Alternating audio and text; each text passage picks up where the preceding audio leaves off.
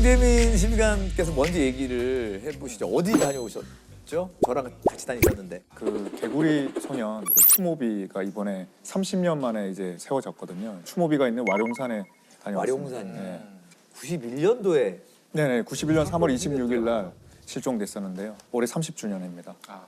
그 정말 좀 미스테리예요. 5명이. 그땐 정말 큰 사건이었어요. 지금도 기억이 날 정도로. 네. 네.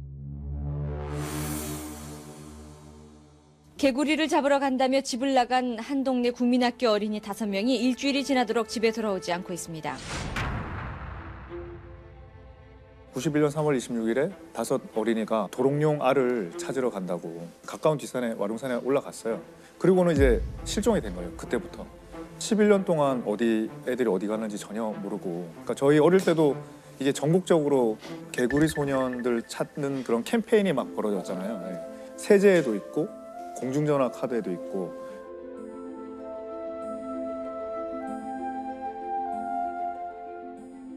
그래서 연인원 35만 명이 이렇게 온 사사치 뒤졌는데도 안 나와서 하도 안 나오니까 UFO에 맞아.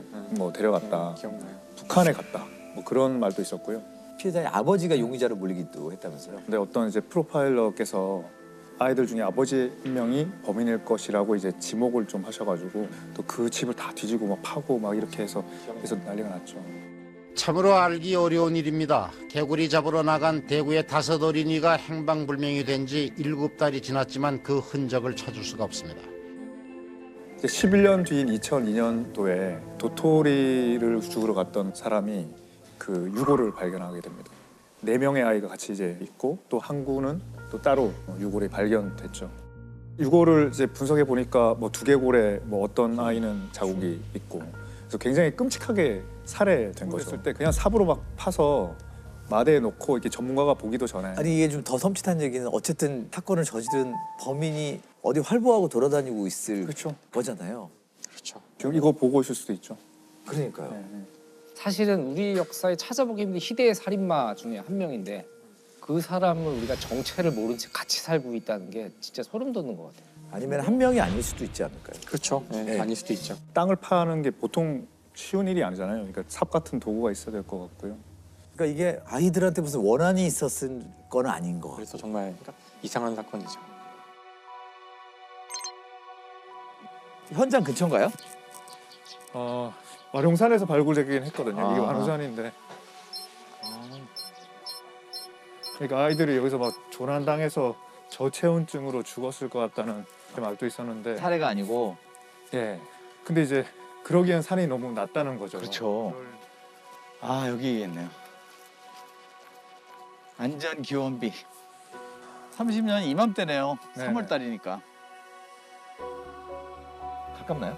여기서 가까운 거 같아요. 네. 여기 그러면은- 바로 이제 집 뒷산에 올라. 그러면 이 가까운 데서 못 찾은 거잖아요. 예, 예, 아, 왜 그랬을까? 아니 그러니까 부모한테 협박도 없었고 유괴는 아닌 거란 얘기죠. 예. 그죠? 예, 예. 우발적으로 그냥 죽이게 된 상황이 아닐 거라고. 그때만 해도 다 살아 있을 거라고 기대하면서 희망을 찾으려고 가지면서 했죠? 찾으려고 했죠. 그 아이들이 어딘가 어디를 갔으니까. 갔을 것이다. 예, 예. 네. 범죄자를 찾으려고 했던 건 아니거든요. 아이들을 찾으려고 했지 범죄자를 찾으려고 했던 건 아니잖아요. 공소시효가 이제 15년이었거든요. 살인죄. 또 실종이 1991년에 실종됐으니까 남은 시간이 이제 3년 6개월밖에 없는 거죠.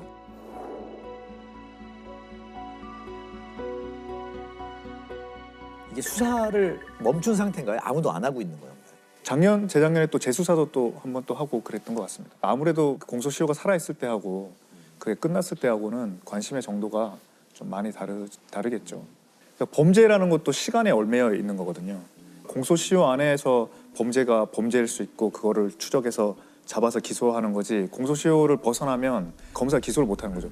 검사가 기소를 못하는 거는 이제 수사도 할 필요가 없어지는 겁니다. 영구미제가 되는 거죠, 말하자면. 그러니까 사건도 죽어버리는 거네요. 그렇죠. 예, 예. 근데 살인은 폐지 태완 입법이 이제 그 살인죄 공소시효를 폐지한 법이거든요. 2015년에 통과됐는데 태완 입법이 살인죄로 인한 또 사형이 규정된 그 죄를 저지른 경우에는 공소시효가 적용되지 않습니다. 그리고 사실은 2013년에 이미 성폭력에 관해서는 13세 미만 어린이를 성폭행하면 공소시효가 없어졌어요.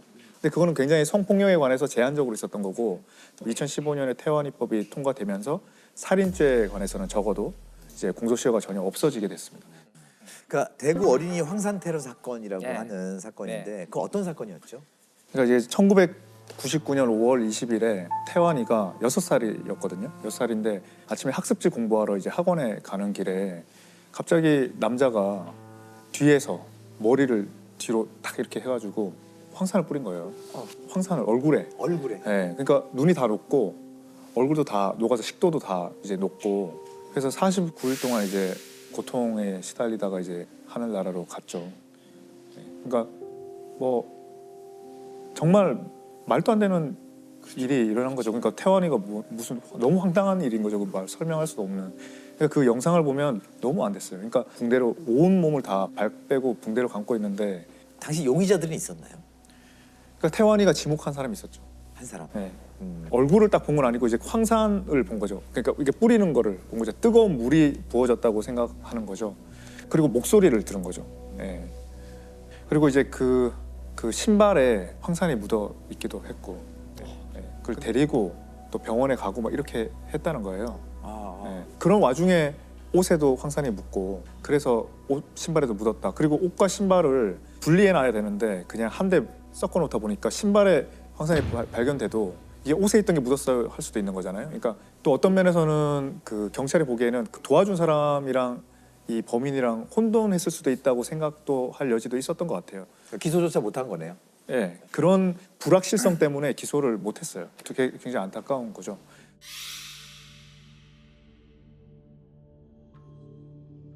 그 다음에 또 하나 처음에 이제 좀 문제가 됐던 거는 황산이 검은 봉투에 들어 있었다라는 거였거든요. 근데 황산이 검은 봉투에 넣으면 그냥 타버리지 어떻게 검은 봉투에 황산이 들어갈 수 있겠느냐. 그래서 그 말을 믿을 수 없다고 한 거예요.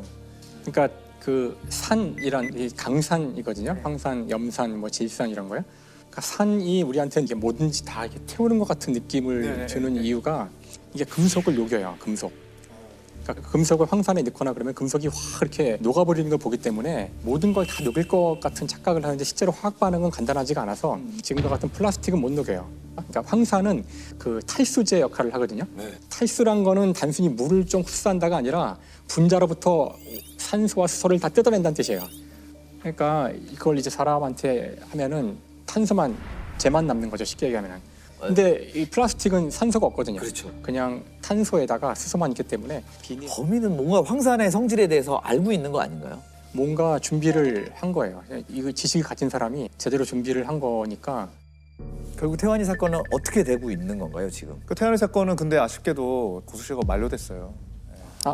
만료되고서 그거까지는 근데 기소를 못할 뿐이지 수사는 뭐 원하면 할 수도 있는 거고 범인을 찾을 수도 있는 거잖아요. 그렇죠. 근데 공소시효가 완료됐을 때 강제 수사를 할 수 있냐에 대해서 강제 수사는 논란이 되죠.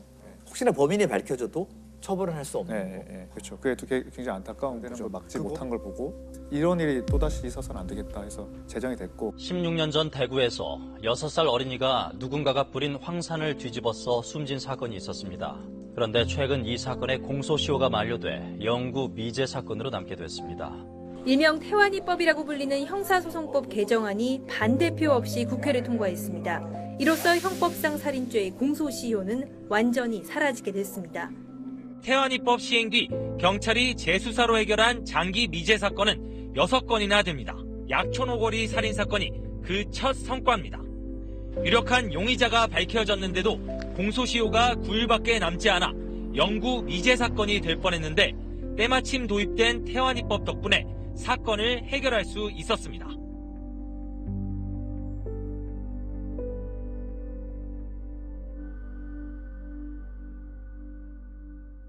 공소시효 관련해서 마지막으로 하나만 더 말씀드리면 이것도 대구에서 대구 양궁 선수 살인 사건이라고 대구 한 그 구청에 소속된 이제 양궁 선수가 있었는데요. 그 동네 슈퍼에 있는 유부녀하고 이제 눈이 맞아서 그 남편을 죽였어요. 교사를 했어요. 그러니까 그 사건이 되게 컸어요. 그래서 뭐 경찰청 사람들이란 프로에서도 다 수배를 했는데 우리나라에 전혀 흔적이 없는 거예요. 알고 보니까 몰래 외국으로 갔던 거죠. 일본으로 갔다가 그래서 또 중국으로 건너갔어요. 그래서 한 19년 동안 도피 생활을 한 거예요. 그 살인죄 공소시효가 15년이잖아요. 그럼 이제 끝났잖아요. 그래서 변호사한테도 확인했더니 다 끝났다. 자수하고 중국에서.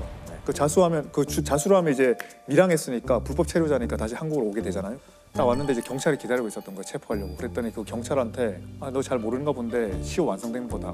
당신 날 체포할 수 없다고. 예. 근데 이제 경찰이 그냥 체포를 해서 수사를 해서 기소를 했어요. 왜냐면 그 처벌을 면하려고 해외에 도망가 있으면 시효가 정지되거든요.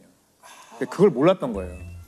야, 그 변호사는 중국 변호사였던 거예요. 중국 법에는 그런 너 우리나라- 규정이 없어요. 예.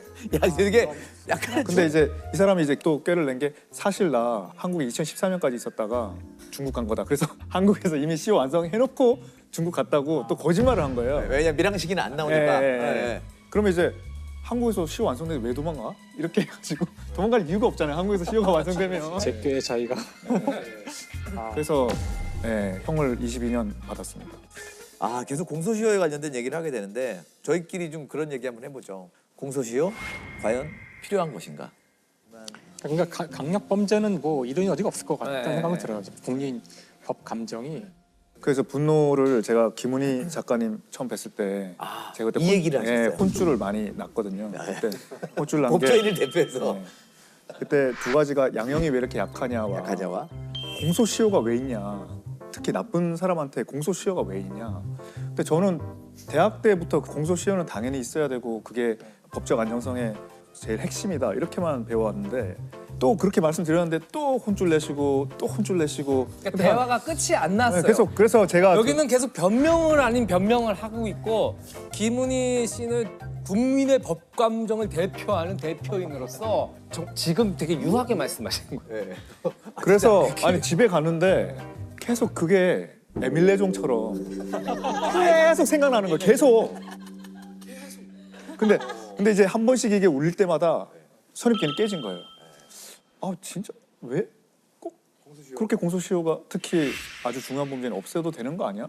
문제는 좀 약한 사건들에 대해서 공소시효가 필요한지에 대한 논의는 계속 있어야 될 것 같아요. 왜냐면 이 분노되는 사건들만 생각해 보면 진짜 없어졌으면 좋겠는데 또 그렇지도 않은 사건들도 있거든요. 예를 들면 사기는 사실 강력범죄로 안 끼지 않습니까? 근데 사실 굉장히 더 치명적이고 더 사실은, 상처가 게 그렇죠. 사기인데. 그럴 수도, 수도 예. 있죠. 그 이제 선거법은 어떻게 하실래요 그러면? 선거법 같은 경우는 지금 공소시효가 되게 짧은 축에 속하는 법이잖아요. 선거법 뺍시다. 선거법 빼고. 너무 갑자기 좀 그래서 이게 쉽지 않은 것 같아요. 그래서 이런 일률적으로는 안 될 것 같고 일단 강력 범죄로 시작됐으니까 없애는 거를 이제 하나씩 논의가 필요하지 않을까? 더 늘리거나 없애거나. 아니 근데 저는 그때 김은희 작가님 그냥 농담으로 하는 말씀이 아니라 법률가잖아요. 저는 그냥 처음부터 이건 이거야라고 이제 주입 교육을 받은 법률가잖아요. 지금 생각하면 특히 김은희 작가님한테 혼쭐 난 이후로는 그게 정당한 건가? 저도 좀 생각은 좀 들어요. 그리고 사모님 덕분에 다 오늘 이야기를 할 수 있었네요. 존재감이 엄청납니다. 한 사건 부검하셨죠? 네. 이제 부검은 국가수 있을 때 주로 많이 했죠. 지금 대학에서는 연간 한 120건 정도 하니까요. 네. 그래서 보통은 이제 부검을 통해서 사인을 밝히는 법의학적 해석도 하지만 부검 이후에 나온 감정서에 대한 재해석을 하는 경우도 있어요.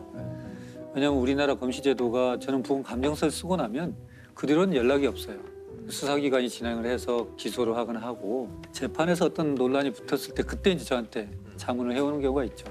이제 그 중에 하나 이제 기억나는 게 지금은 이제 통상 알려진 약촌 오거리 택시 강도 사건. 그게 제가 부검을 하고 재심까지 갔던 사건인데요. 제가 듣기로는 그게 아마 영화화도 됐던 재심이라는 영화가 됐던 사건인데 2000년 8월 10일 날 택시 기사가 동료 기사들한테 무전을 합니다. 택시 강도를 당했다고. 그래서 택시 기사들이 가보니까 이미 칼에 찔려서 다량 실혈이 있었고 그러나 이미 출혈을 너무 많이 해서 사망한 사건입니다. 강도 살인 사건이기 때문에 그 다음날 저희한테 부검을 오게 된 거죠. 사인 자체는 진단내는 게 어렵지는 않아요. 왜냐하면 눈에 확연히 보이기 때문에 그 당시 이제 그 심장 자창 이렇게 이제 해서 사인을 냈죠. 근데 이제 제가 이제 감정서를 쓰다 보면 전체를 다 해요. 극히 이렇게 상처가 커 보여도 그 부분만 하는 게 아니고 전신을 전체를 다 봐서 혹시 빠진 부분 또는 흔적을 찾으려고 노력을 해요. 이 가슴에 8군데의 자창이 있음에도 불구하고 어느 것이 주로 안에 들어가고 어떤 건 자입하지 못한 것이 있거든요. 그 중에 들어갔던 것이 2번과 3번의 늑골을 절단하고 그다음에 폐와 심장을 지나서 척추끝까지 이어진. 그리고 이제 또 하나는 병원에서 치료 중에 발생하는 손상들이 또 있어요. 그건 사후죠.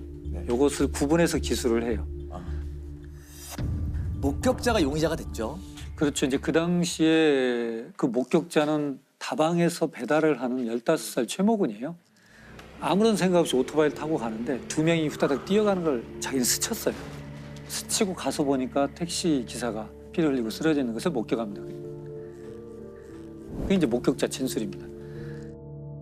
근데 그 목격자 진술했던 사람이 며칠 만에, 사흘 만에 범인으로 이제 달바꾸면 되죠. 그러니까 최군 입장에서는 목격한 것이 인생을 바꿔버린 일이 된 거죠. 그 당시 이제 용의자인 최군은 목과 뭐 어디를 몇 군데 찔렀다, 어디를 찔렀다 이렇게 자백을 했고. 아, 자백을 했어요. 예. 그렇게 해서 이제 자백을 했기 때문에 당시 이제 기소가 되고 재판에 섰을 때. 그 허위 자백하게 되는 그 심리가 뭘까요? 허위 자백은 명백하게 법정에서 정말 진실이 밝혀질 것이라는 것을 기대하면서 합니다. 여기는 우선 모면을 해야 돼요. 이미 나는 살인범으로 지목이 됐어요. 지금 여기는 아무도 나를 믿어주지 않아요. 그런데 법정에서는 정말 전문가도 나오고 진실이라는 것은 반드시 밝혀질 거야. 이 기대는 지금 이 상황에서 벗어날 수 있는 어떤 동기를 작용을 하는데 거기에 대한 연구들이 많아요. 그래서 1심에서 이제 자백은 실은 허위였다. 그리고 가혹행위 때문에 내가 허위 자백을 했다라고 얘기를 하게 되죠.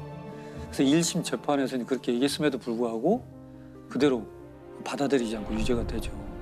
2심에서는 다시 이제 항소를 했지만 변호사, 국선 변호사의 논리는 그렇습니다. 이게 너의 유죄의 증거도 없지만 무죄를 입증할 방법도 없으니 그걸 받아들이고 선처를 바라는 게 어떻겠느냐. 그래서 1심에서는 그 당시 15살인 최군의 소년범으로서는 최고형이니까 15년을 선고받고 2심에서는 그렇게 해서 10년으로 감형이 돼요. 2000년에 발생했지만 2010년에 만기 출소를 합니다. 그런데 그 사이에 이제 어떤 문제가 있으면 나중에 저도 이제 알았고 정리를 해보면 2003년도에 누군가가 내가 이렇게 살인했었다라고 얘기를 하는 것이 첩보에 잡혔어요. 경찰서에. 한 10대 소년이 택시 살인 강도 혐의로 3년 가까이 옥살이를 하던 중 진범으로 보이는 용의자가 붙잡혔습니다. 택시 강도 미제 사건을 수사하던 경찰은 용의자 22살 김모 씨로부터 자신이 지난 2000년 8월 택시기사 강도 살해 사건을 저질렀다는 자백을 받아냈습니다.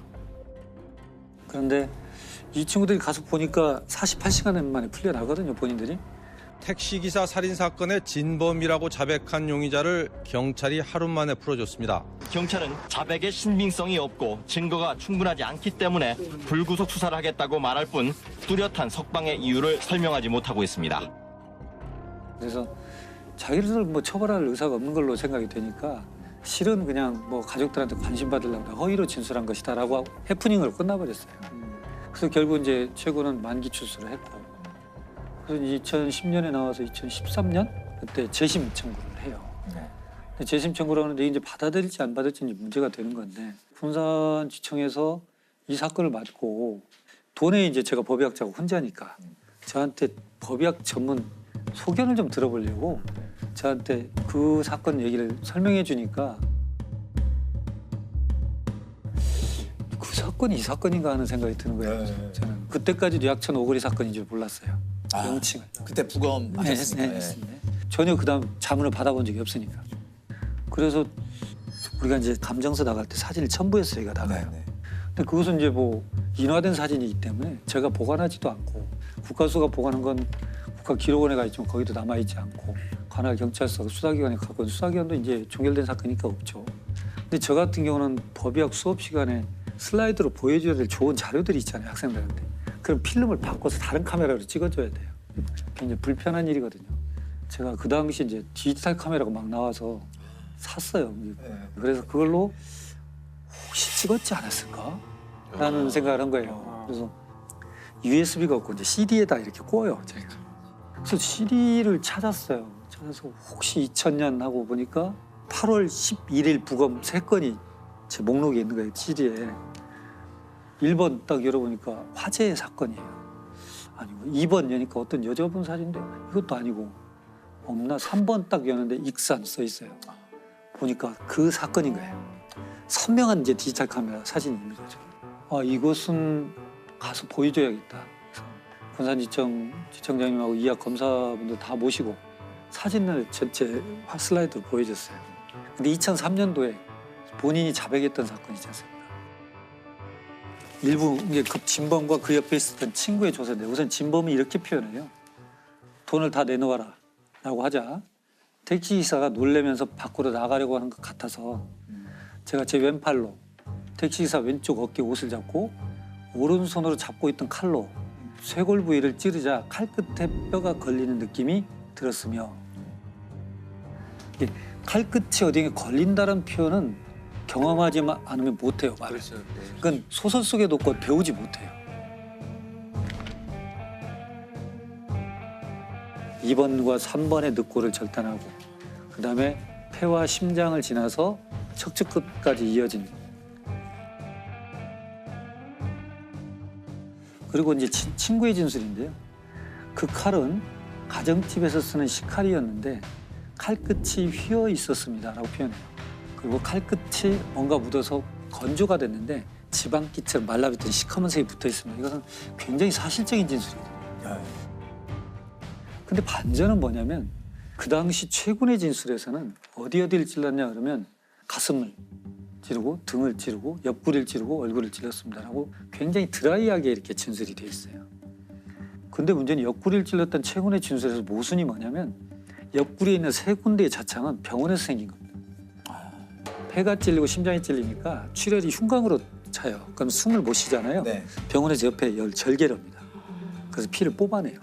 그건 최군이 할 수가 없어요. 해서도 안 되는 거예요. 근데 최군은 정확히 옆구리도 찔렀습니다. 진술을. 야, 이건 너무 좀 인위적인 냄새가 난다. 조서를 읽고 다시 이제 그 사진을 검사들과 다 같이 봤어요. 자, 이런 모양입니다. 그러니까 전부 다 그걸 받아들이게 된 거죠. 이건 재심할 수밖에 없겠구나. 이렇게 되는 거죠.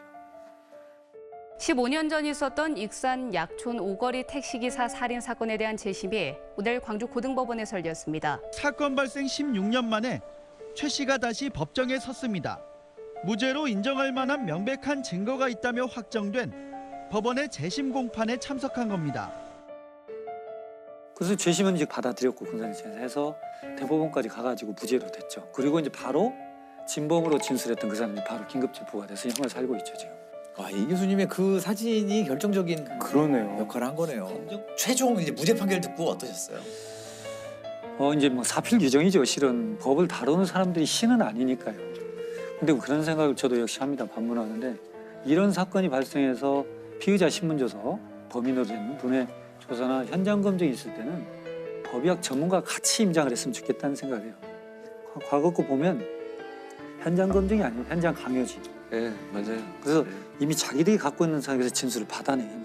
그 현장에 보면은 검시관님들은 이제 법의학자분들이랑 다른 거죠. 그렇죠. 지금 이제 우리는 법의관이라고 하고 검시관들은 요 근래 이제 우리 과학수사에서 각 경찰청마다 의료기술직 출신들의 검시 조사관을 두고 있어요.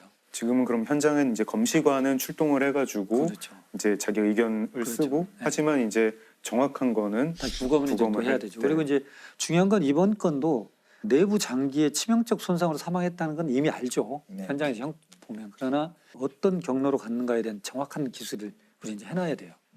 그래야만 나중에 그 지금처럼 이렇게 했다는 진술을 누가 부합된다는 걸 얘기할 수가 있어요. 죽음을 검증하는 것이 너무 중요하다. 죽음은 상당히 어두운 분위기를 주죠. 그러나 죽음을 어둠으로 보지 말고 죽음은 살아있는 사람들한테 교훈을 던지는 살아있는 학문으로 좀 봐주셨으면 좋겠어요. 제가 가끔은 그런 얘기를 합니다. 어떤 사망 사건이 발생하고 누가 사고가 발생하면 불상사가 발생했다 이런 표현을 해요. 근데 불상사는 죽은 사람한테 발생한 게 아닙니다. 죽은 사람은 이미 죽었어요. 불상사는 그와 같이 미래를 꿈꿨던 사람들한테 불상사가 발생한 거예요. 즉, 산 사람한테 불상사가 발생한 겁니다. 그래서 우리는 죽음을 검증해야 돼요. 그래서 검증해야 돼요. 저희 이제 법의학적으로 그런 말이 있어요. 사람은 2번 죽는다. 처음에 육체에서 영혼이 빠져나갈 때 1번 죽고 그 사람의 죽음을 기억하는 마지막 사람이 죽었을 때 2번째 죽는다. 이런 표현이 있어요. 결국은 어떤 살인 사건이나 이제 억울한 죽음을 맞닥뜨리면 저희 법의학자도 그렇지만 담당 형사들은 그 죽음을 해결하지 못한 미제 사건은 평생 갖고 갑니다. 기억할 수밖에 없거든요.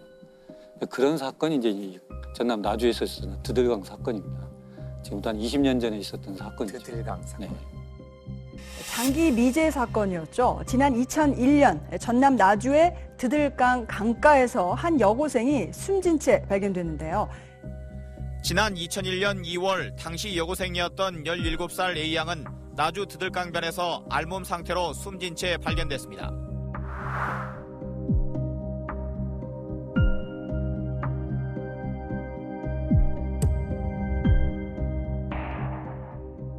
어떤 사건이었나요? 17살 먹은 어린 여학생이 고3 진학을 앞두고 있었어요. 근데 이제 갑자기 전남 나주 드들강이라는 하천에서 수중 시체로 발견이 됩니다. 근데 그 문제는 발견 당시 보면은 옷이 다 벗겨져 있고, 그다음에 유리품도 없어요. 옷가지도 없고, 또 엄마가 사주셨던 반지, 꼭 끼고 다녔던 반지, 금품이 또 없어졌고, 전날 핸드폰도 없어진 상태가 되고, 또 그 발견된 장소가 아무런 연고가 없어요. 결국은 타살인데 유일한 단서는 이제 시신입니다. 사인과 여러 가지 감정으로 채취할 수밖에 없었던 사건이 되죠.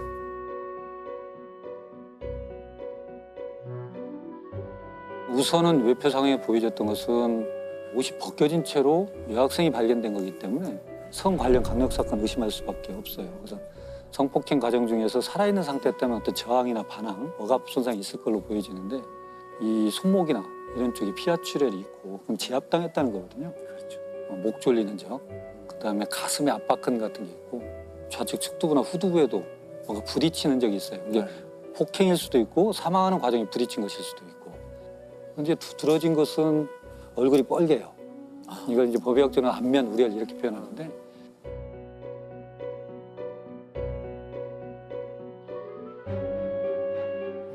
중요하게 봐야 될 것은 목을 조르면 안면 우려이 나타나는데 중간에 풀어버리면 또 싹 사라져요. 근데 이게 시체에서 계속적으로 안면 우려이 있다는 것은 사망할 때까지 목을 졸랐다는 거예요. 결국은 이건 경부 압박이 있었다라고 보여지는 거고 여기서 이제 문제가 되는 게 또 있어요. 문제는 물속에서 발견됐으니까 피해자가 과연 물에 들어갔을 당시 생존한 상태였을까 사후였을까 이걸 봐야 되는데 살아있는 상태였다면 물을 마시게 돼요. 그렇게 되면 물을 먹고 뿜고 하는 과정에서 기도에서 경련이 생겨요. 그럼 우리가 포말이라고 하는데 작은 거품 덩어리들이 생깁니다. 이것은 살아있는 상태에서 물에 들어갔다는 강력한 증거예요. 우리 법의학적으로는. 또 하나는 물을 먹게 되면 이게 기도로 들어와서 폐를 통해서 전신순환을 거쳐요. 심장이 뛰고 있으니까. 그럼 물속에서는 부유 미생물이라는 플랑크톤이라는 게 서식하거든요. 네. 눈에는 보이지 않지만 플랑크톤이 노출되지 않은 다른 원격 장기. 콩팥에서도 플랑크톤이 검출이 돼요. 네. 그러면 물에 들어가서 숨을 쉬었다는 거거든요. 그런 형태로 물속에서 목이 졸렸다. 이렇게 보여지는 거죠. 그래서 경부압박 질사지만 익사의 기전도 개입이 됐다. 이렇게 저희가 결론을 내리게 됩니다. 아까 말씀드린 대로 성 관련 사망이 의심이 되고 그래서 저희가 채취해서 DNA 검사를 하게 됩니다. 근데 이제 DNA가 나오면 사건이 쉽게 풀릴 것 같아요. 실은. 왜냐하면 그렇죠. 같은 사람만 찾으면 되니까요. 그래서 주변인들, 동네 사람들 또 그 강변 근처에 있었던 여러 사람들에 대해서 DNA를 대조하게 되죠. 한 200명 정도. 근데 거기서 다 나오지 않습니다. 그러니까 결국은 그냥 미제 사건으로 빠져버린 거예요. 딱 DNA가 나왔는데 거기에 적당한 사람이 없으면 이제 그렇죠. 완전히 미국에 빠지는 거죠. 거네. 그렇죠. 네. 근데 그렇게 돼버리고 그러던 참에 이제 한 10년 정도 흘러가지고 10년이 지났어요? 예. 그래서 어디에서 찾게 되냐면 우리가 2010년도에 DNA법이라는 게 있어요. 강간, 살인, 방화 이런 사람들의 강력범의 데이터베이스를 구축하는 법이 있었어요. 그래서 재소자나 뭐 전과자들에 대한 DNA를 다 데이터를 하는 와중에 2012년도에 목포 교도소에 수감 중인 김 씨의 DNA가 그 당시 확보했던 DNA 파일과 동일하다는 게 나옵니다.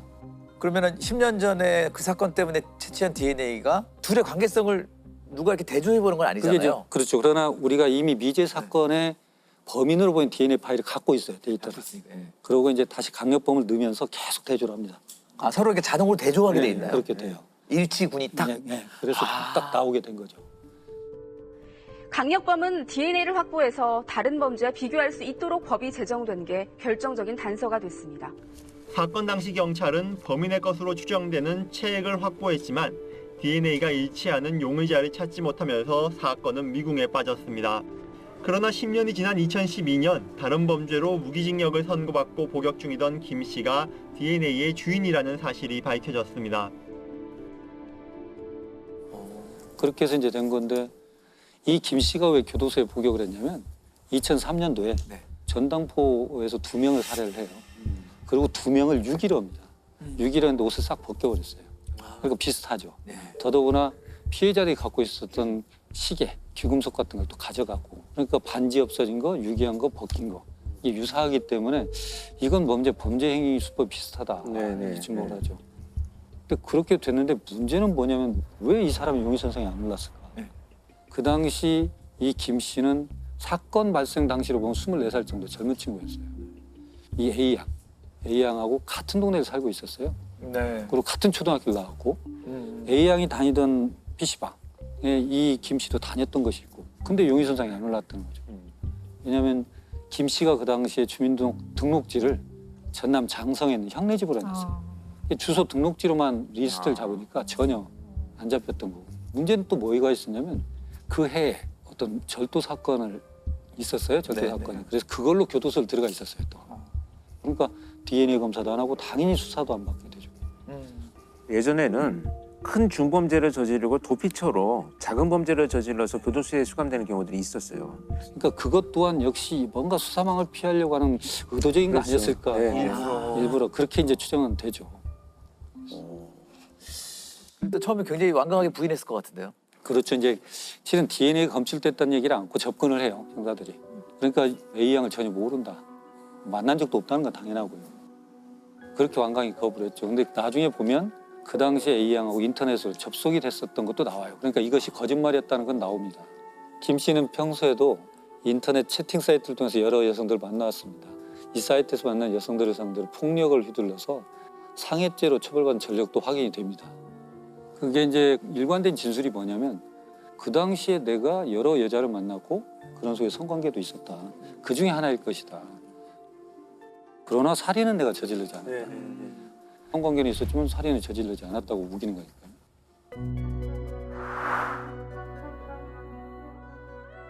제3의 범인이 있을 가능성이 충분히 있죠.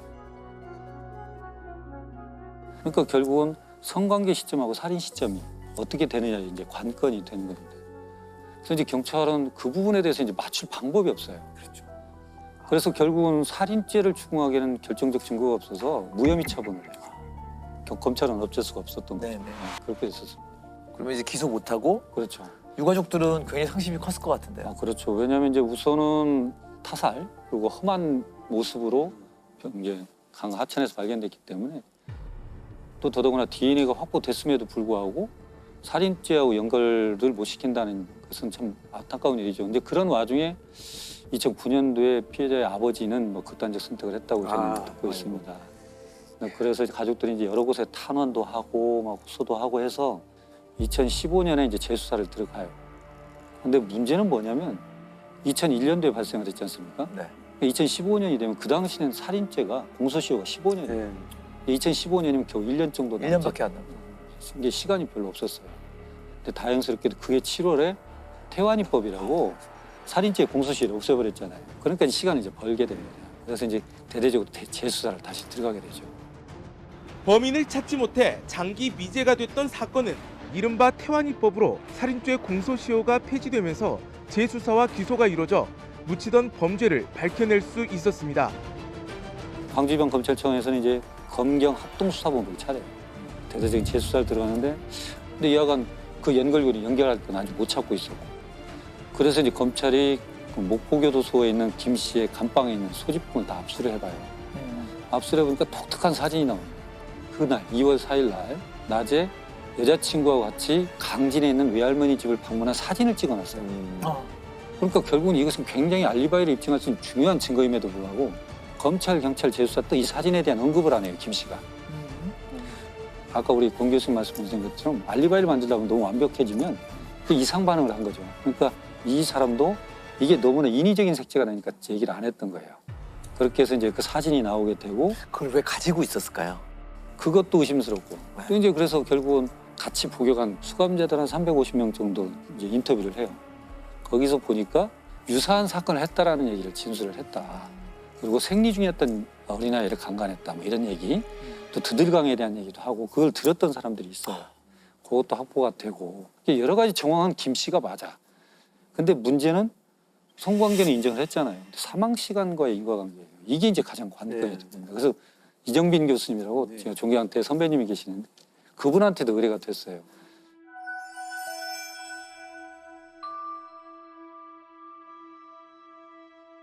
어디서 착안을 하냐면 아까 수중 시체로 발견됐다고 그랬잖아요. 그러니까 시신에서 증거가 소실될 확률이 높으니까 그래서 수사관들이 체액을 채취하는 과정을 정확히 기록을 했습니다. 뭐라고 기록을 했냐면 처음 채취할 때 입구에서 가까운 쪽을 할 때는 희멀건 정액이 나왔다. 묻어서 나왔어요. 면봉에. 그다음에 한번 채취하고 두 번째 넣었으니 깊숙이 집어넣었을 때는 끝에 생리혈이 붙어 혈흔이 있고 그다음에 정액이 섞이지 않은 상태 정확히 구분지어서 나왔다는 거예요. 이것을 이제 착안하신 겁니다. 왜냐하면 김 씨의 진술대로라면 성관계 이후에 며칠이 지났잖아요. 이 사람이 걸어서 다니거나 앉아있으면 중력이 작용하는 건 흘릴 수밖에 없어요. 혈흔과 정액은 섞일 수밖에 없습니다. 이렇게 경계가 명확하게 나왔다는 것은 이건 무슨 의미를 가질까 하고 이제 실험을 하세요, 이분이. 혈액은 본인 걸 뽑으시고 정액은 의사이신 아드님한테 정액을 받아가지고 둘을 놓습니다. 비닐팩에다가. 전혀 흔들지 않고 외력을 주지 않고 그러니까 전혀 섞이질 않아요. 6시간 반이 지남에도 불구하고. 그러다 잠깐 흔들었더니 바로 섞여요. 그러니까 이걸 가지고 이정빈 교수님의 말씀은 뭐냐면 성관계 이후에 정액이 배출되고 움직일 수 있는 전혀 시간이 주어지지 않았다. 특히 앉아있거나 또는 움직이는 그런 생존 반응이 없다. 그러니까 성관계, 성폭력이 됐던 성관계 이후에 사망까지는 굉장히 인접한 시간이 있을 것이다. 그래서 실은 성관계한 사람이 살인에 기했을 가능성이 아주 높다. 이렇게 이제 감정서를 내서 좁혔던 거죠. 그래서 이제 사건이 이제 풀리게 되고. 그러나 이제 김 씨는 끝까지 아직도 아니다라고 하죠.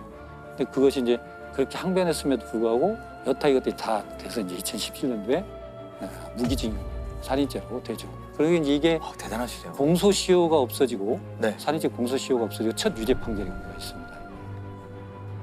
전남 나주에서 발생한 드들강 여고생 살인 사건의 피의자가 16년 만에 무기징역을 선고받았습니다. 무참히 살해된 자녀를 떠나보내고 16년 동안 응어리진 삶을 살았던 가족들은 조금이나마 한을 풀게 됐습니다.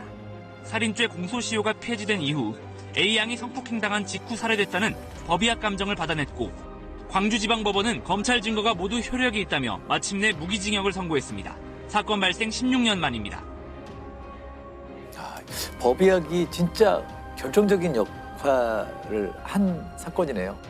범죄 해결에 있어서. 근데 이게 이제 법의학적으로 푼 건 맞지만 중요한 건 뭐냐면 그 당시에 의미가 있든 의미가 없든 그 당시 해석이 안 됐지만 수사관들이 정확하게 체액을 채취하는 과정을 다 기록을 했던 거예요. 그렇죠. 그것이 단서가 됐고 그 당시 사진, 수사 보고서, 부검감정서 여타 이것들이 다 종합이 돼가지고 이 사건을 풀게 되는 거죠. 그러니까 결국은 지금 단계에서는 해석이 되든 안 되든 그것이 의미 있는 소견이든 아니든 모든 걸 다 기록해야 되는 거예요. 그걸 정확했을 때 다음에 어떤 형태로 이걸 해석할 길이 생긴다. 이것이 하나의 교훈이 되는 거죠. 희대의 재판이라고 불리는 치과의사 모녀 살인 사건을 좀 소개를 해보려고 해요. 유명해서 아마 다들 아실 거예요. 치과의사 모녀 살인 사건. 네. 이게 왜 희대의 재판이라는 이름이 붙었냐면 분명히 범죄의 피해로 사망을 했는데 누가 죽였는지 모르는 그런 사건이에요. 8년 동안 재판이 이어지게 되고 결국에 5번의 재판을 거치면서 최종적으로 무죄가 확정된 사안이기 때문에 희대의 재판이라는 이제 별칭이 붙게 되었습니다. 95년 6월 12일 오전 8시 45분경에 은평구의 어느 아파트 한 호실에서 밖으로 연기가 새어나는 것을 경비원이 발견하고 119에 신고를 합니다. 안방에서 불이 나서 이제 연기가 밖으로 새어나오고 있었던 상황인데 불은 그렇게 크지가 않았어요. 그냥 안방에 어떤 옷장과 옷 몇 가지 정도를 태웠을 정도고 불은 10여 분 만에 이제 진화가 됩니다.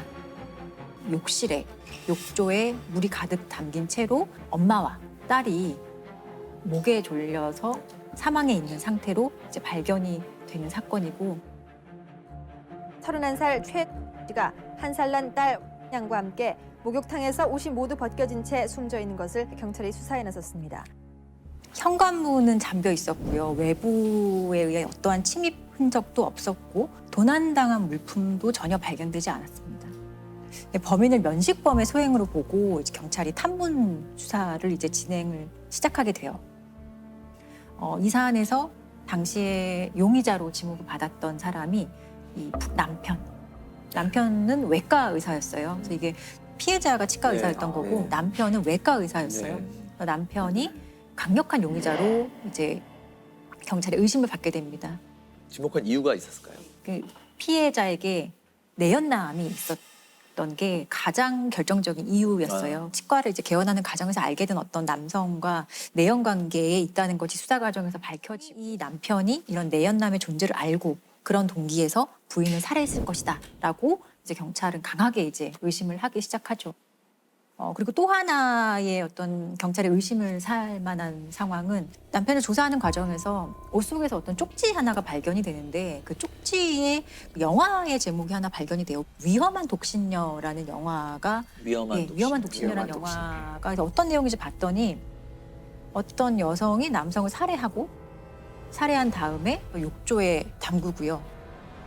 옷을 불태워서 없애는 장면이 나오는데 이것과 상당히 범행 수법이 유사한 영화를 이제 발견해보고 경찰이 좀 의심스럽다고 생각을 하는 거죠. 근데 막상 이 남편은 나는 모르겠다. 이 영화 뭐 별 기억도 안 난다. 제목조차 기억나지 않는다라고 했었는데 조사를 해보니 남편이 이 사건 발생 3년 전에 강릉에서 이제 공중보건의로 근무를 하는데 그때 강릉에 있었던 곳의 어떤 비디오 가게에서 이 영화를 2번이나 빌렸던 기록을 확인을 한 거예요. 그래서 같은 영화를 2번 빌려보는 경우는 드물죠. 네. 거짓말 탐지기에서도 사실 중요한 질문에 이 남성이 대부분 거짓 반응을 이제 보입니다. 거짓말 탐지기에서. 예, 그래서 사실 거짓말 탐지기 같은 경우는 증거 능력은 없지만 수사의 과정에선 상당히 이제 수사 기법으로 많이 활용이 되는 것이고 피해자의 어떤 심리를 흔드는 되게 중요한 수단이거든요. 그래서 경찰은 이 정도라면은 충분히 이제 남편이 범행을 했다라고 확정을 하고 검찰도 남편을 아내와 딸을 살해했다는 그런 혐의로 이제 기소를 하게 됩니다.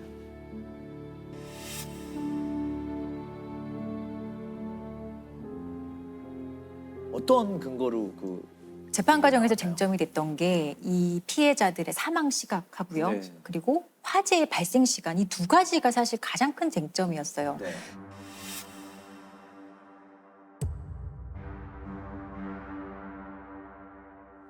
당일에 이 외과 의사 남편은 자기 병원을 개원하는 날이었다고 하더라고요. 그래서 나는 오전 7시에 나갔다. 그리고 내가 나갈 때는 아내와 아이가 당연히 뭐 평소와 다를 바 없었고 살아 있었다. 그리고 7시에 나가서 나는 내 병원에 8시에 도착했다. 이건 어느 정도 인정받은 사실이거든요. 이 남편이 범행했다는 거에 대해서 사실 어느 정도 증거가 되는 상황인 거고 그리고 또 하나는 불이 나잖아요. 근데 불은 8시 45분경에 최초로 연기가 뿜어져 나오는 것을 확인하거든요. 한참 뒤에. 남편이 7시에 출근했다면 1시간 45분 뒤에 이렇게 불이 났다. 뭐 불에 대해서 잘 몰라도 상식적인 차원에서 되게 이상한 상황인데 수사기관은 남편이 오전 7시 이전에 아내와 딸을 살해하고 그 이후에 불이 천천히 발생하도록 어떤 장치, 작업을 해놓고 나간 것이다. 이렇게 추정을 하고 이제 입증을 해야 되는 상황이 되었어요. 일단은 그 검찰이 기소를 하면서 피해자들의 사망 시각은 7시 이전이었다라고 얘기를 했고 되게 중요한 근거로 이 피해자에게서 발견됐던 시반과 시강 상태를 되게 중요한 근거로 봤어요. 사람이 사망을 하면 여러 가지 신체 변화가 일어나는데요. 그중에서 사망 시간을 추정할 수 있는 단서들이 몇 가지가 있습니다. 그 대표적인 것이 이제 시반과 시강은 이제 시체 경직이라고도 하는데요. 네.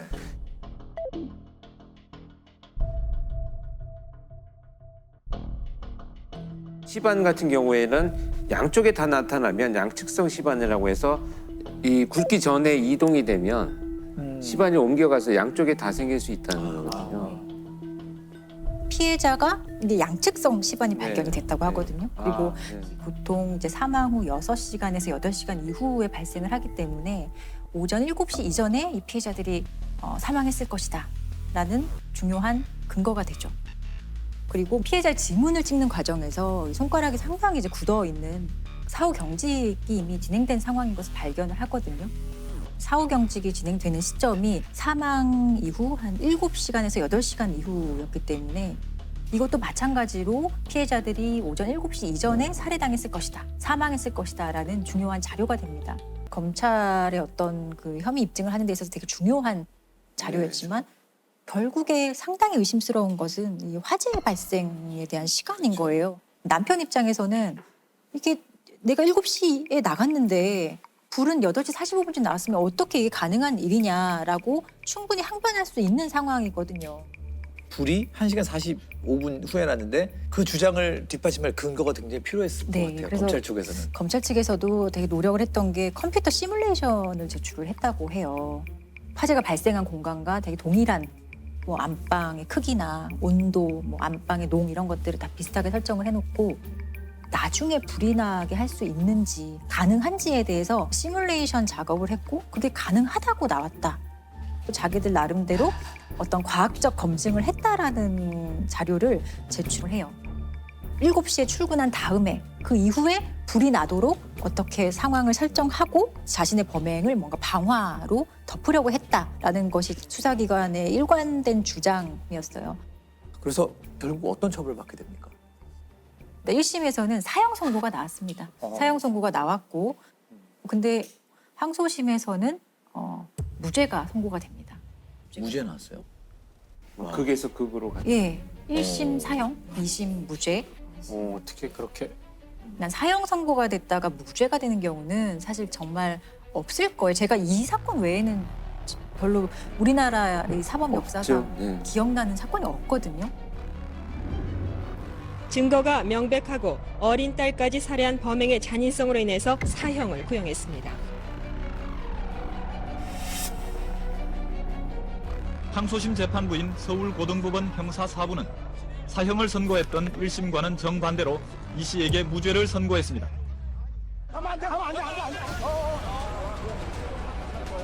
아내와 딸을 살해한 혐의로 구속 수감됐던 이 씨.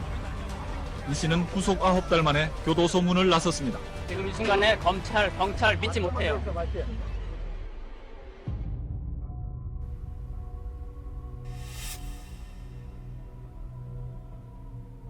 일심에서 사형이었는데 2심에서 무죄가 되는 경우가 진짜 있나요? 영화 속에서나 나오지 않나요, 그런 거?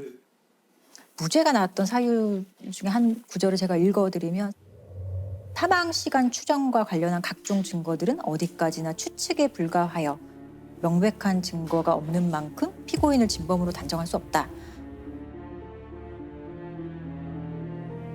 법관은 합리적 의심을 할 여지가 없을 정도로 엄격한 증거가 없다면 피고인의 이익을 우선해야 한다.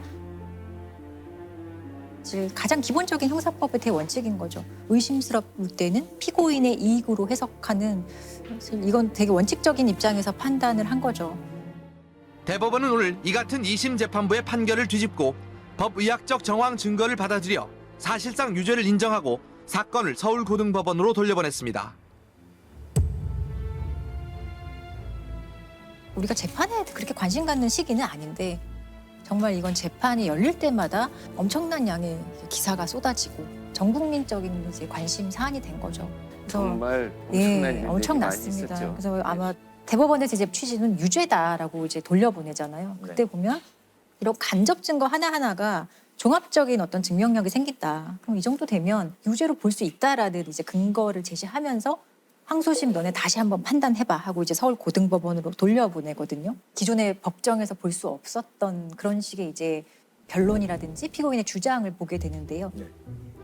세계적으로 이제 이름나 있는 스위스 로잔 대학교의 법의학 연구소장인 토마스 크롬페처라는 권위 있는 법의학자를 한국 법정에 부릅니다. 네. 그리고 이 법의학자에게 이 사안에 대해서 이제 물어보죠. 첫 번째로는 이 원칙적으로 피해자의 사망 시간 확인하는 것은 사실 좀 불가능하다. 7시 이후에 사망했을 가능성도 충분히 있다라는 취지의 진술을 하거든요. 가장 결정적으로 욕조에서 시신들이 발견됐다고 했잖아요. 근데 경찰이 출동을 해서 욕조의 물의 온도를 재지 않았어요. 근데 물의 온도 그리고 피해자들 어떤 시신을 확인할 때 직장 온도를 확인하는 게 가장 정확하다고 하거든요. 근데 직장의 온도도 측정하지 않았어요. 물속에 있는 상황에서 어떤 물속의 온도를 고려하지 않고 어떤 시간과 시간, 여러 가지 피해자의 시신 상태를 확인하는 것은 물의 온도가 어땠냐 이런 특수성이 전혀 고려되지 못했다라고 증언을 하고요. 그 현장에 출동했던 그 팀장이 내가 손을 넣어봤다라는 네, 진술만 맞아요. 가지고 법정에서 그러면 어땠느냐 했더니 조금 따뜻했다라는 말 한마디로 굉장히 논란이 오히려 더 막 현장에 출동했던 과학수사 요원들의 진술은 거의 대부분이 전부 다 탄핵돼서 인정받지 못했습니다. 우리나라 법정에서 이런 모습을 사실 그 당시엔 보지 못했던 거예요. 그런 거에 대해서도 상당히 조금 이례적이었던 거죠. 그리고 또 하나는 이 화재 발생 시간에 대해서 입증하기 위해서 피고인 측에서 학교 운동장에 1,800만 원을 들여서 세트장을 만듭니다. 똑같은 방식으로 세트장을 만들어요. 진짜 불을 한번 붙여보자. 이게 얼마 만에 뭐 전소가 되는지 이런 것들을 했던 거예요. 안방과 불이 났던 위치나 이런 것들을 다 완벽하게 재현을 해서 실험을 해봤는데 실험의 결과가 그렇게 발화를 했더니 5분 만에 완전히 거의 뭐 전소가 되다시피 해서 몇 시간 뒤에 천천히 연기가 새어나오도록 하는 수준의 상황을 절대 만들 수 없다는 것을 사실 눈으로 모두가 봤던 거예요. 불을 붙인 지 3분이 지나자 모델하우스 밖으로 연기가 나오기 시작했습니다. 5분이 지나면서 불길은 약해지기 시작했고 연기도 거의 없어졌습니다. 그런 식으로 세트장을 만들고 실험을 하니 법관 입장에서는 그 합리적 의심이라는 그 증명 원칙에 따라서 다른 가능성이 있을 수도 있겠구나. 이 사람이 이 피고인이 피해자들을 살해하지 않았을 가능성도 충분히 있겠구나라는 그 어떤 심증 형성에 아주 결정적인 역할을 하게 된 거예요. 이런 식의 이제 결론이 나니까 이 화재 발생 시간은 7시 이전일 수가 없다라는 결론에 이르게 된 것이고 그렇다면 피고인이 출근한 이후에 피해자들이 사망했을 수도 있고 그 이후에 화재가 발생했을 가능성이 사실 높아진 거고 최종적으로는 이런 사유로 간접적인 증거마저 상당히 이제 없어지게 되는 상황이 돼버렸기 때문에 무죄가 선고될 수밖에 없었어요. 그리고 사실상 5번의 재판을 받은 거고요, 피고인이. 이 5번의 재판이 장장 8년의 시간 동안 일어났던 거죠. 사형 선고까지 받았던 외과 의사 이 씨가 오늘 대법원에서 최종 무죄를 확정 판결받았습니다. 이 씨에 대한 재판은 그동안 5차례에 걸쳐 판결이 엇갈렸고 법정 공방도 뜨거웠습니다.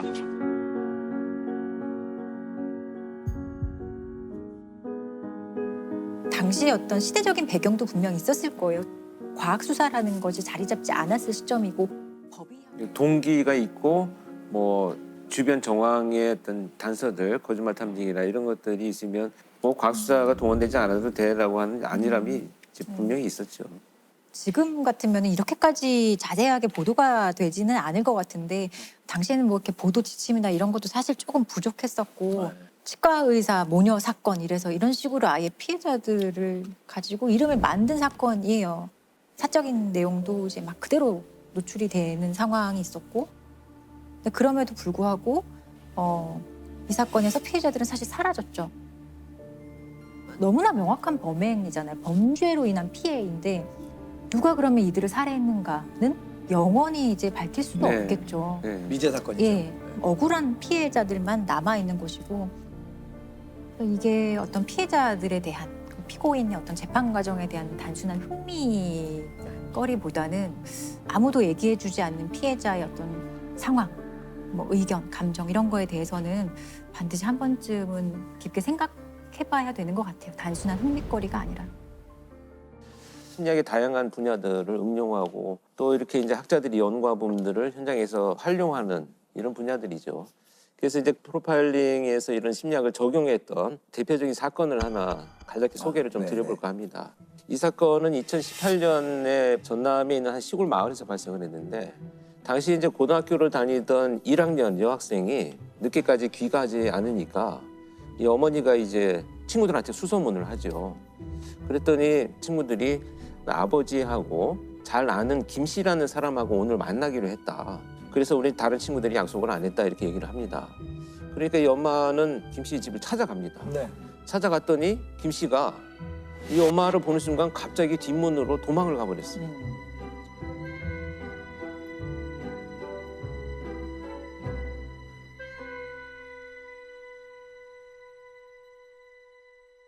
그러고 나니까 이제 의심점이 굉장히 높아지죠. 그래서 경찰에 신고를 합니다. 이 사람을 만나러 갔다고 한 우리 딸이 지금 연락이 두절됐다. 그래서 이제 경찰이 와가지고 이 사람의 신원을 확보하기 위해서 수색을 했는데 못 찾았어요.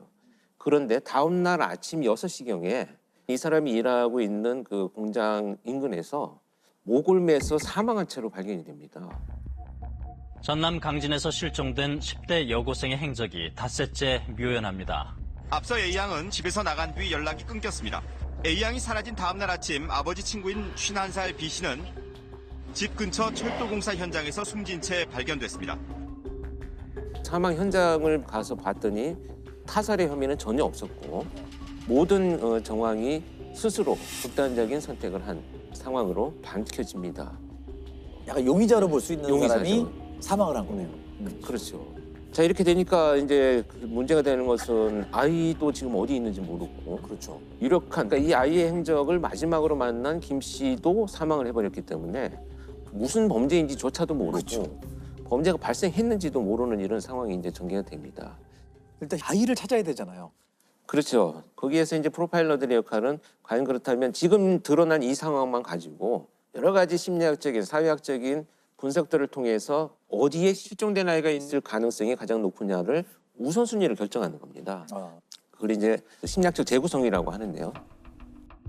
6월 12일 날 아버지 친구 김 씨가 부모님 몰래 아르바이트를 제안을 합니다. 이 아이는 굉장히 성실하게 학교 공부를 열심히 하는 아이였었는데 그래도 뭐 가게에 좀 도움이 되고자 아르바이트를 수락을 하고 나간 것이 문자에서 발견이 됐어요. 김 씨는 A양에게 아르바이트를 소개해준 곳으로 알려졌습니다. 하지만 이 사실을 다른 사람에게는 알리지 말라고 말한 것으로 전해졌습니다.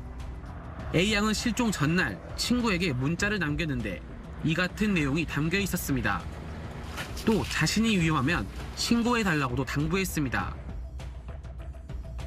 그런데 이틀 후에 김 씨가 자신의 직업과는 관계없는 낫하고 전기 이발기가 있어요. 머리를 깎는 이거를 구입한 흔적이 나타납니다. 그 다음에 이제 약국에서 수면 유도제까지 구입한 그런 흔적이 나타나죠. 명백하게 지금 어떤 일이 예상이 되지 않습니까? 그리고 나서 실종 당일에 사실 직접 둘이 만나는 장면을 찍히지는 않았어요. 그런데 2시 15분경에 김 씨 차량이 마을에서 가까운 곳에 붙어 있는 한 야산, 이 야산으로 막 이동을 하는 흔적들을 이제 포착을 합니다. 김 씨 차량이. 예, 김 씨 차량이. 그런데 그 야산 밑에서 한 2시간 반 정도 차가 머물러 있는 그 정황을 발견을 해요. 그래서 굉장히 의심스러워지죠. 그로부터 한 2시간 정도가 지난 4시 24분에 이양의 휴대폰이 꺼져버립니다. 경찰은 이양의 휴대전화 신호가 끊긴 야산에서 아버지 친구로 언급된 51살 김모 씨의 차량이 머물렀던 사실을 CCTV를 통해 확인했습니다. 분명히 CCTV에 포착이 된 이런 상황인데 관건이 뭐냐 하면 이제 이 아이가 정말 그 시간에 이걸 같이 있었느냐를 확인할 수 있는 방법이 없다는 거예요. 그래서 굉장히 언제 어려운 상황이 지속이 되죠. 그런데 이 이후에 이제 김 씨 행적을 살펴보면 더 의심스러운 것이 5시 한 10분경에 집에 도착을 하는데 자신의 차를 일단 세차를 하기 시작합니다. 세차를 하기 시작을 하고 자기가 그날 입고 외출했던 옷을 마당에서 태우는 장면이 또 목격이 돼요. 그래서 뭔가 증거를 인멸하고 있구나라는 것이 이제 유력해지기 시작을 합니다. 그렇게 이제 수색을 하던 중에 결국 8일 만에 그 동선상에 있는 산 정상에서 시신은 발견이 됩니다. 아르바이트 소개를 받는다며 집을 나선 뒤 연락이 끊긴 여고생 A양이 실종된 지 8일 만에 야산에서 숨진 채 발견됐습니다. 차량에서 발견된 이발 도구와 낫에서도 A양의 DNA가 나왔습니다. 그렇다면 범인으로 이제 지목된 이 범죄자는 이미 자기가 극단적인 선택을 해버렸고 피해자도 사망한 것이 확인이 됐고 도대체 이 사건의 실체를 밝히기 위해서 무엇을 할 것인가를 고민하다가 프로파일러들이 활용한 것이 바로 심리부검입니다. 심리부검. 심리부검. 심리부검이라는 게 뭔가요? 뭐 일기에서부터 유서 그리고 고인이 되신 분의 주변에 있는 많은 분들 또 지인분들 다 찾아가서 수백 개의 문항을 여쭤보는 거죠. 아주 사소한 것부터 중요한 것이 다 보는데 실제 수사, 법정 이런 쪽에 계신 분들한테 특이한 또 시그널이 될 때도 있고 굉장히 중요한 데이터가 되기도 합니다. 그래서 이제 연구된 분야들 이제 심리부검을 이용해가지고 분석을 하기 위해서 이제 프로파일러들이 여러 명이 모입니다. 모여가지고 지금 말씀하신 대로 뭐 지인들, 전 직장 동료 이 다양한 주변 사람들한테 이제 정보를 쫙 수집을 하죠. 수집을 해서 봤더니 너무나 놀랍게도 이 사람이 평상시 이 마을에서 보여주던 모습과는 전혀 다른 악인의 모습이 나타나기 시작을 합니다. 굉장히 평상시에 살아오는 과정에서 성적인 것에 아주 집착을 하고 있었던 흔적들이 나타나고요. 특히 그런 흔적들을 우리가 유추할 수 있는 것 중에 하나는 그 아주 강박적인 삶의 태도를 갖고 있었다는 거예요. 상당한 강박적인 어떤 불안과 또 그 불안에서 야기되는 아주 완벽주의적인 그러니까 하루의 시간을 정말 촘촘히 쪼개가지고 여기서 벗어나면 아주 불안을 느끼는 이런 것들을 보여주었다는 것이 이제 나타나니까 이 사람이 충동적으로 뭔가 범죄를 저지른 것은 아니고 오랫동안 치밀하게 계획을 준비해 왔을 것이다. 왜냐하면 물건들, 예를 들면 수면 유도제라든지 전기 이발기, 뭐 전혀 어울리지 않는 낫이라든지 막 이런 것을 구입한 걸 보면 이 사람이 분명히 여러 가지 이유로 이 도구들이 필요한 굉장히 성도착증적인 어떤 범죄를 준비해 왔을 것이다. 그렇다면 피해자인 이 모양은 결국 성범죄의 피해 대상이었을 것이다라는 것이 추론이 되는 결과를 얻게 되죠. 경찰은 김 씨 집에 있던 전기 이발기에서 이양의 유전자가 나왔다고 밝혔습니다. 시신 발견 당시 머리카락이 없었던 것은 김 씨가 깎았기 때문인 것으로 추정했습니다. 김 씨는 왜 자살을 택한 것일까요? 앞에 그런 성격들이 좀 영향을 끼쳤을까요? 저는 영향이 많이 있다고 봅니다.